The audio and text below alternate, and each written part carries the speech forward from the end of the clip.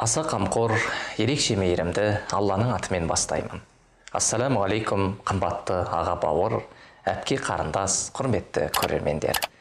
Жаратқан ием баршаңызға өзі жар болсын. Сіздермен бірге 29 бөлімнен тұратын әртүрлі тақырыпта дәрістер жүргіздік. Әр күнге бізде бір жақсы амалдан болды. Көпшілігіңіз осыдан өзіңізге пайда алып, жақсы амалдарды іске асырған боларсыз. Егерде осы амалдарды атқарумен сол амалдың дәмін сезінсеңіз, онда сол амалды әрқашан күнделікті жасауға кеңес беремін. Алланың жақсы көретін амалы ол күнделікті тұрақты жасалынатын амал. Осы жақсылықтардың ішінен жасай алатын 6-7 тақырыпты таңдап алыңыз да, соларды күнделікті жасап жүріңіз. Аққаф сүресінде күдіксіз сондай Раббымыз Алла деп, сосын тұп-тура кеткендер, оларға қауіп қатер жоқ. Әрі олар күйінбейді. Міне, осылар жәннаттық. Амалдарының бұдауы түрінде онда мәңгі қалады делінген. Кез келген амал, жетімдерге жәрдем беру, ата-анаға сыйлық беру, кешірімді болу, үнемі күлімсіреп жүру, Алланы еске алу, дұға жасау, ауырып жатқан адамның халін сұрау, солардың бәрінен өзіңе кесте жасап алып, күнделікті амалдардан қылып, солардың күнделікті бір-бірден жасап, жасалды деп белгі қойып отыр. Сонда күнделікті бір амалдан жасап отырасың. Пайғамбарымыз саллаллаху алейхи уассалам бір жақсы амалды жасаса, оны күнде жасайтын, және ешқашан тастамайтын. Және ғалымдар да солай істейтін еді. Күнделікті қайталанып, жасап отыратын жақсы амалдар жүрекке тыныштық пен қуаныш сыйлайды.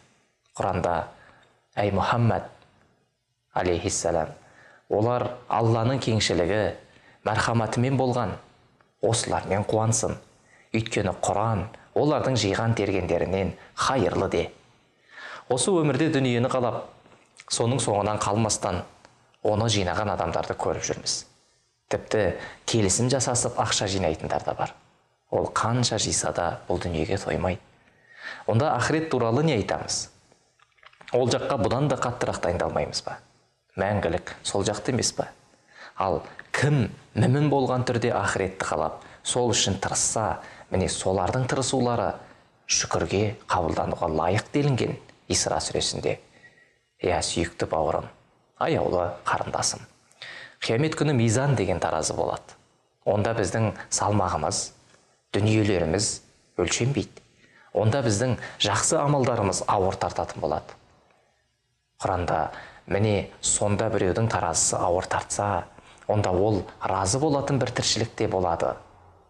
Қариға сүресінде 29 күн бойы айтылған осы амалдарды жасау арқылы таразымыз ауыр басады.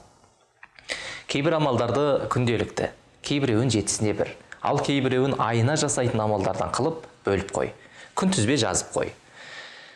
Пайғамбарымыз жақсылықта жарысыңдар деген, жақсылық жасауға тырысайық, асығайық. Алла өзінің кешіріміне қарай асығуды бұйырады. Соған қарай асығу керек. Есеп күні басталмай жатып, өзімізге есеп берейік. Әлсіздік танытып, бір күн жасап, екінші күн қалдырып жатқандарға қарама.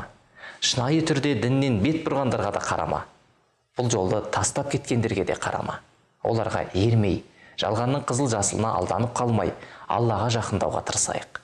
Қасиетті Құран аяттарымен сөзімізді қорытындыласақ.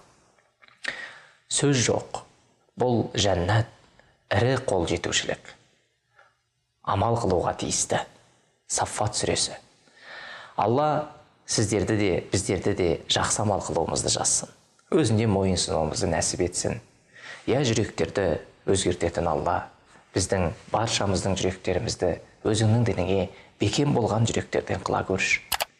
Рамазаннан Рамазанға иманмен, исламмен, есендікпен жетуімізді жаратқан ием өзі нәсіп етсін. Ертеңгі айт мерекесі баршамызға құтты, берекелі болсын. Ассаламу алейкум ва рахматуллахи ва баракатуху.